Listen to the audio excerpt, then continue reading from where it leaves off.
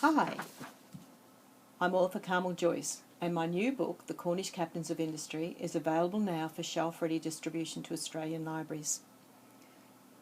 This is the third book in a series of stories about Australian pioneers. The Cornish Captains of Industry is about John Henry Reynolds. He was destined to be a captain of industry during the early pioneering days of Australia. In 1870, he arrived in Brisbane and quickly voiced his moral and political opinions as the new editor of the Courier Mail. Follow the journey of great Uncle John, who found himself aboard a British ship involved in ridding the South American seas of pirates. His adventures give a fascinating insight into Britain's role in reshaping the political stage of South America.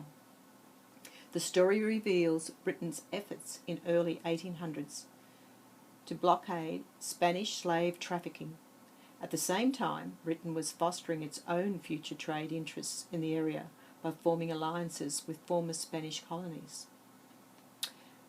Ultimately, though, by going against their moral code, the Reynolds paid a price for being captains of industry and their success in Cuba. Yesterday I was asked by a young reader what my stories are about.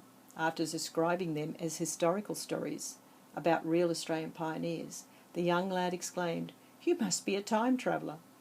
What a great way to describe a writer of passage of time and its nation's people.